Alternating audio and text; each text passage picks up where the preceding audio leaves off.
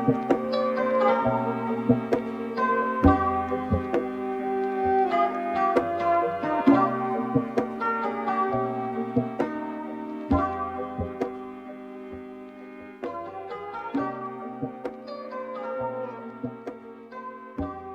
guys, it's Swala here.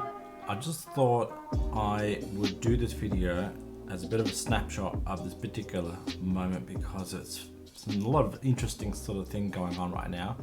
It's sort of interesting to watch, and when I see online some people aren't really broadcasting this sort of stuff on YouTube, so I thought I'd broadcast it from my own perspective. That way someone can come back and have a bit of a look in the future and they can see what we were seeing at the same particular time.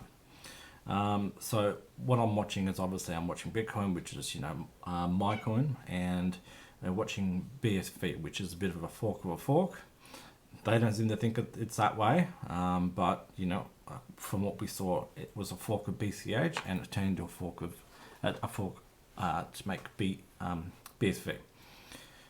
So the thing that is going on right now is, for one, the block sizes of BSV are just getting bigger and bigger and bigger, and the actual blockchain is absolutely ballooning, and the node count on BSV is plummeting.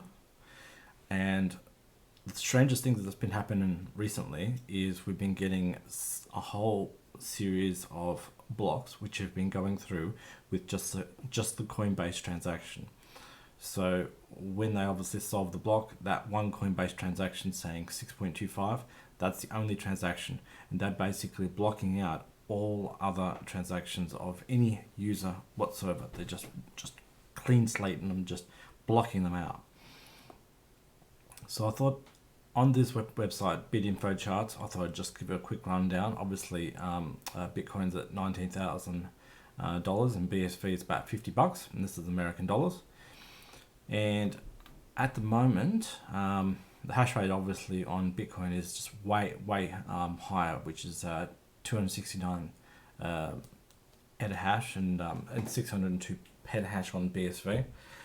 But where it gets interesting is it's listed down on Bitcoin as being 491 gigabytes in size for the blockchain, and BSV has been listed as 7.7 terabytes in size, which is just, I don't even know the multiple of that. It's like, it almost sounds like about 15 times the size, from rough numbers. Don't quote me on that, but other websites show some other sizes. I mean, I've seen ones which say 7.3 terabytes and some which say that they've topped the 8 terabytes in size, which is quite alarming, and it's accelerating. So over on what's on chain, this website seems to be the most reliable that I can see at the moment. And as you can see, we've got a whole bunch of transactions which are coming through from a unknown miner. Some people have some assumptions on who it might be. Personally, it says unknown miner, so I don't really 100% know for certain. But as you can see here, the average fee is 0 BSV, total fee is 0 BSV, one transaction, and only the measly 254 bytes, which is basically just the Coinbase. So if I open that up, you can see down here there's one transaction, 254 bytes, and the Coinbase transaction right here.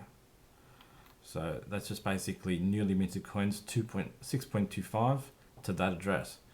And I mean, this address at the moment, well, it's currently got 575 BSV, but I swear I looked at it earlier and it had 600, so I don't know if it's been emptied out or not, but it's just pouring it in. It's just consuming it all. So as you can see here, we've got a whole series of these empty blocks, and I mean, some of these ages here, we're talking about 20 minutes ago. So for some people, they actually couldn't get a transaction through for 20 minutes.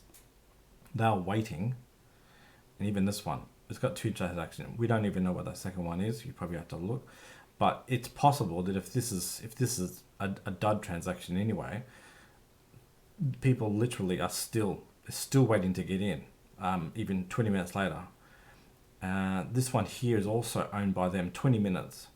So if I flick onto the next page, 39 minutes. So it's possible they could actually be 39 minutes since actually getting their own transaction in. Of course, Tal is doing their thing. They're chipping in. They're doing 4 gigabytes worth of transactions, which is just an absolute flood of stuff from either, I think they call it crypto files or Twitch or something like that, and that's all just flooding in there. But you flick to a few more pages and here it goes again. So a whole bunch of empty blocks. They're everywhere. So they're seriously getting, I would say this is definitely an attack on them. I mean, some people have said that maybe they're trying to win on profitability, but I think, wouldn't you want to go out there and at least let some transactions come through? But no, that's not the case. They're basically screening out every single transaction that's in the mempool. They're all just not making it in there. And as you can see, as a whole series, it's like you could, for some point in time, you could be sitting there for like 2 hours, 3 hours, and still be waiting to get in.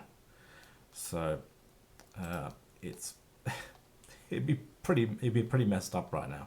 I'd hate to be on this chain. So I can't really zoom in on this particular hash rate thing, but as you can see here, back in 2021, the hash rate was quite high, dipped down, went up again. But as you can see over here, the unknown, which is the grey hash graph down the bottom, is accelerating and accelerating. So this dark blue patch over here, that was where was it at? It was SBI crypto, and the red one I believe must have been SV pool. So as you can see, both SBI crypto and SV pool they've just disappeared, and the other mining pools, which could be anyone who chooses to stay rather anonymous, they've consumed the exact same hash rate as them, and they are now ramping it up. This on CoinDance here is the total size of the blockchain, and as you can see over here, all the other coins like Bitcoin Cash, the regular Bitcoin, they are all sitting quite low, down where they always were. So BTC is sitting at 433 gigabytes according to this, which I think it's inaccurate in comparison to other ones. Bitcoin Cash is at 203. eCash, which is another fork of Bitcoin Cash, is 172 kilobytes, and SV is 7.2 terabytes. So as you can see, it has been accelerating like an alarming pace in just 1 year. It pretty much was at what's the date today? October. So around about this point, 1.61 terabytes it was roughly a year ago, and now it's at the 7.2 according to this website. So that's like adding like 6 terabytes in 1 year. So pretty darn alarming.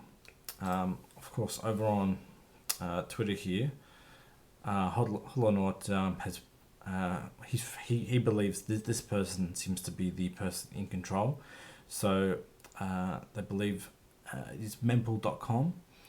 Now I don't really know if this is true or not. I don't really know this person, and as it says it's unknown. But this person apparently is the controller of this particular mining pool, mempool, and according to this, which I don't actually know where this has been linked from, mempool.com is at 62% of the mining pool. So, and of course this has just come out obviously today, that the Bitcoin Association is taking action, and they're trying to freeze all block rewards related to this particular Bitcoin address.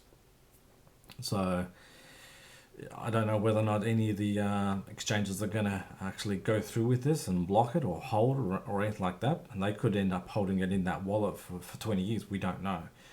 But looks like these guys want to take legal action, which is, totally the opposite way of the way most people believe Bitcoin should really be.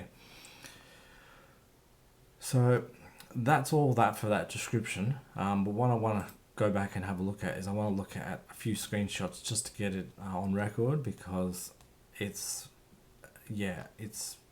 the way we've been watching it and what we've been seeing when it comes to the actual node count.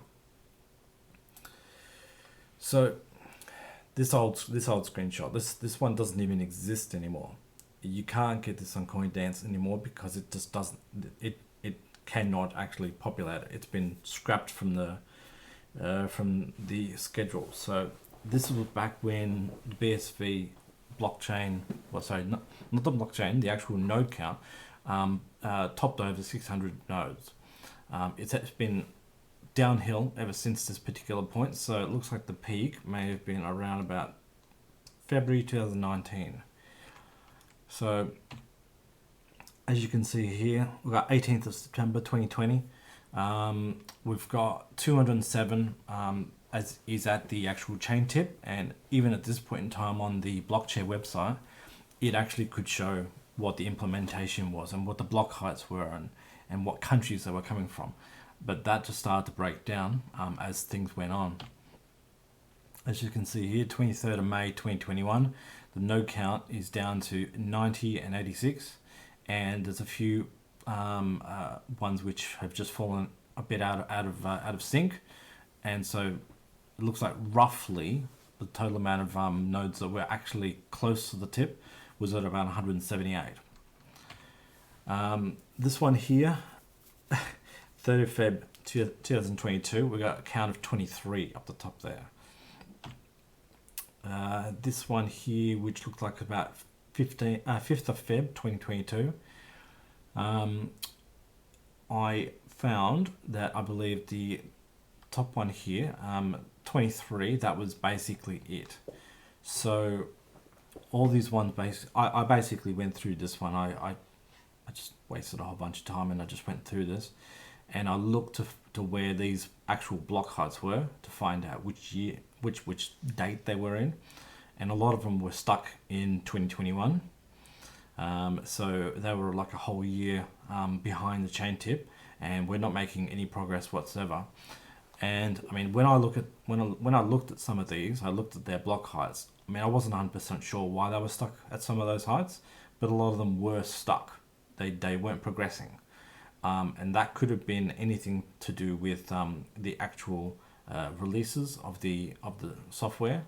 So I've got a general idea. I believe that perhaps some of these versions, when they updated, they kind of left the older nodes behind, and basically, some of the older nodes couldn't progress to the new heights because they must have, just like when you run a computer program, you can't open up a newer program, a newer file, because the program has been capped. You can't get past that point.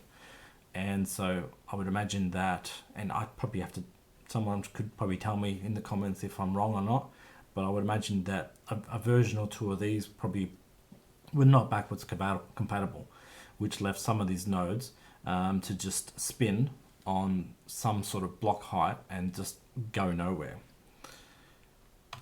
Of course, this one here is another node count. So as you can see over on the left hand side over here, those pie charts, they just died. They just could not survive. I don't know why that happened, or whether or not they just didn't bother to make any fixes to it. But as you can see here, we had 8 nodes which were 2 blocks behind, 12 which were 12 which were 1 block behind, and there was 16 which were actually on the actual chain tip. Well, roughly thereabouts. What's going on there? So that was the same one there. So what's the date of this one? 1st of July 2022. I recall tweeting this one out, and it was 4.58 terabytes in size, and there's only 11 nodes that were actually like roughly at the chain tip. So, and this was the time when Blockchair decided that they were probably going to stop running their own personal node and start using an API instead. So I believe they were dragging information from a different particular node instead of actually running their own. So they gave up on it. This one is today, so 17th of October 2022. As you can see, it's a desolate place. It's only displaying 4 versions of the actual software up online, and currently the total amount of nodes in total is 19. But looking at all the block heights, I can only see two categories which are near the chain tip, and that was the top one at 11, and one down here which is just one, which is at 45, which is 2 blocks behind. So that's only about that's 12 nodes in total on this website which are near the chain tip. I took this screenshot back in 17th of July 2021 because what I looked at, I mean, when I saw this, it was just typical 51 attack, of course, but Tal is yeah, I think they're done by Cal, but I don't 100% know, but they basically dominated the entire pie chart, and so they just had full control of the entire block system. So every single block was coming out as Tal. Of course, this one is slightly different date. So the 21st of the 7th, 2021. Tal is pretty much dominating what I would imagine would be 80% of the 78%, and this was for both 7 days and today. So it's consistent 78%. This has been the way things have changed. So up to the 8th of September 2022, the other mining pool is basically starting to consume some of this some of the hash rate. So on the left hand side you can see this was the last 7 days, and I remember I took this screenshot because SBI Crypto were deciding to opt out, and so this was the amount. So SBI Crypto basically took out 24% of the blocks at the particular time for the week, and then the mining pool for today on the 8th of September, they basically just disappeared off the map. They're gone. They just opted out. And so yeah, so the Zulu pool, mining Dutch, which I'm still seeing today, and then of course Tal at 24%, and Tal jumped up to 31% just immediately after that. So of course this is I don't have a date on this one, but it is the 17th of the 10th, which is today. This is today's. So as you can see, for the last 7 days, the other section of the actual hash rate has been about 84.4%, and Tal is only on 15%. Now, I remember that being 81% yesterday, so maybe I'm seeing things a bit funny. But as of today it's gotten even worse. The other mining pools have reached 93.75%, and Tal is languishing at 6.25%. Now, I don't know really what's going on here, whether or not Tal is actually giving up hash power, or if people are jumping off Tal's pool. I don't quite know, because the amount of hash rate is not that dissimilar from what it actually has been for a few weeks. So it's almost like some of the people are jumping, and they're going into the other mining pools. I mean, for one thing, that mining Dutch is gone. It had 0.2%, and now it's gone. I don't know why. Of course, this is just a trading thing, but there was $0 trading on that one particular day, so really good liquidity. This is some of my other screenshots. They're just 87% down. This screenshot here I took of CoinDance just today. And it actually kind of shows it in a more broad scale, just how many of these blocks are like devastating the actual chain right now. And I mean, that's the thing, that all their sizes are minuscule, and when tile actually jumps in and actually gets it, they get to fill it right up. They fill it as much as they possibly can. But yeah, it really does devastate the actual chain right now. And one thing I also noticed too was the fact that over here, there's two blocks that have landed in this last hour, two which have landed in the previous hour, three which have landed in the hour before that, and then 1, 2, 3, 4, 5, 6 which have landed in 4 hours ago. So the one that's 6 blocks, that's consistent with your 10-minute block time. 2 hour, the one for 2 hours, that's like everything. Every block comes in 20 minutes. This one here, where it comes in, where they both came in 1 hour ago, that's basically a half an hour each block. So it's probably going to accelerate again, maybe, but at this point in time, that's a very, very slow chain. It's really getting bogged down with whatever's happening to it. And of course, that's just a screenshot of the actual block size increasing. Oh, and yeah, that's the old address. You can look at that up and actually look at the actual message that was written on there. Just another screenshot of the progress at the moment. So that's what is going on right now. So look, I don't really know what to think about all this sort of stuff. It's fascinating to watch, very fascinating to watch. I mean, to cap it off, for anyone who probably doesn't know anything about what's really going on here, you know, the difference between BTC and BSV is the BTC guys have got like 1 megabyte blocks with SegWit, which is basically just it separates the signatures from the transaction, puts it up into the header. Whereas BSV, they basically pursued a idea of unlimited block sizes, so you can fill as many transactions in there as possible. The catches with that is that you got a Merkle tree, which basically means the Merkle tree just expands and expands and expands and expands. And when verifying all that sort of stuff, and when constructing it, you know, you need to construct in a tree-like format, and you need to hash each transaction together, and it just compounds. It compounds on top of each other. Because the BTC itself is that they've tried to limit the amount of size on their chain just to keep it to transactions, because transactions are what we really want. We just want, you know, solid transaction. We don't want any blockchain bloat, because blockchain bloat can cause, you know, some disruptions, and can also you know, push out people who like maybe have a high demand for a particular transaction or something like that. They have to fight for block space. Whereas for some strange reason, BSV has pursued this data narrative, and I don't know where this came from, but it's only happened in the last year and a half, where they're like, they want to be the data center for everything. But you know, it looks like everything's crashing right now, so I just don't understand.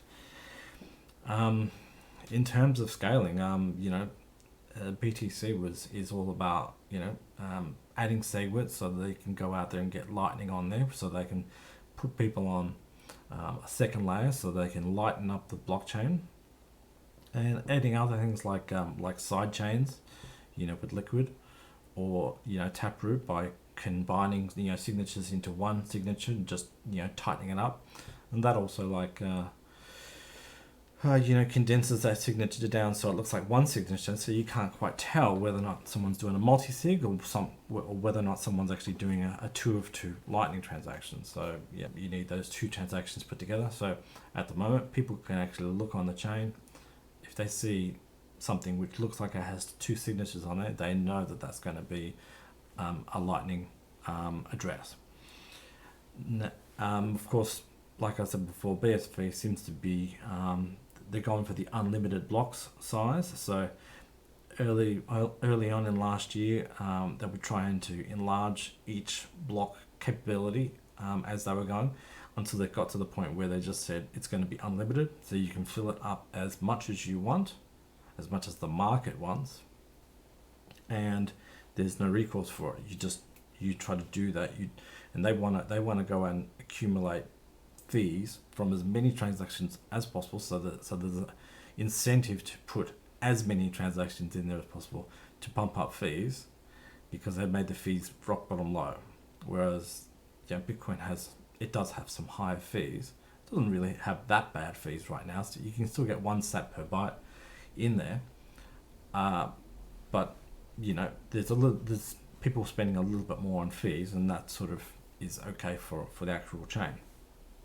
Of course, when it comes to nodes, there's a difference of opinion on how nodes are viewed. Within BTC, we consider a node to be something that is collecting, collecting blocks, can be organizing, can be verifying, and all that sort of stuff. And also that includes people who want to mine as well. So if you can have a node and you can mine, and you can combine that all at once. But we believe that any home node, any Raspberry Pi, even if it's not mining at all, can block a transaction or block an invalid block, and that can serve a purpose when in mass, when enough people actually have those nodes, and they're all reading from the same rule set. It can create a bit of power. It can enforce the rules. Whereas over on the BSV guys, they seem to they want to go out there and basically say the only people who are designated as nodes are people who mine. The funny thing about that is that if you're in a mining pool, technically you could be getting a block template from your actual mining pool, and you could just simply be running hashes. So you could end up having some sort of ASIC, and you could be getting the block template from your mining pool, and you won't even check it. You'll just be hashing on it. So, do you really actually believe that someone who's just got a miner at home is not verifying the transaction, is just simply pouring hashes into it, is actually going to verify anything at all, let alone store it, let alone store the chain?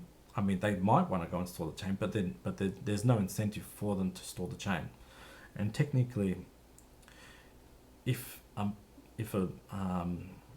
miner in BSV actually chooses that it's better for them to simply prune the actual blockchain just so that they can actually get their rewards, well, they can do that. They can go out there and prune their database, and then just pour hashes into it, keep earning rewards.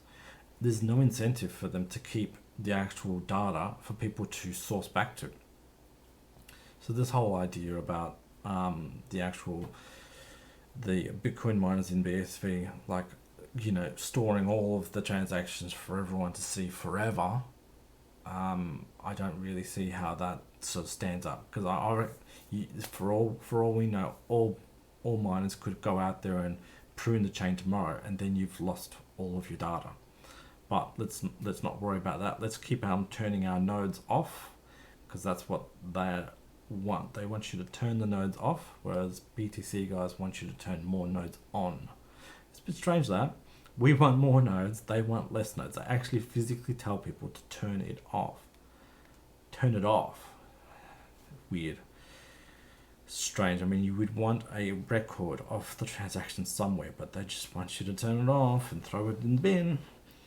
Anyway, another really strange thing I found just talking with people, and I figured I'd bring it up anyway, is, in BCC we believe that if a wallet wants to send a transaction, it broadcasts it to the network. So that transaction goes out to all the nodes, and then, or it goes straight to a mining node, even if it wants to go straight there, and that will go into the block. And then once it is mined into a block, then that transaction is available for the recipient. So the recipient can take that take their signature, and take some of the data and then spend it. I've heard some very strange things from BSV guys where they basically say that they can send a transaction from their wallet to the person, to the recipient, and the recipient can choose when to broadcast. Now, I don't see any evidence of that on their BSV chain. Most of the things just get broadcast. They get broadcast. They're on the chain. How do you? Well, you can't really see whether or not it goes directly to the recipient, and then they can hold on to it or not. But I don't know if they can prove that. They'd have to show me. If you've got a copy of that and you somehow can show to me that you've got a transaction which has not been broadcast, tell me about it.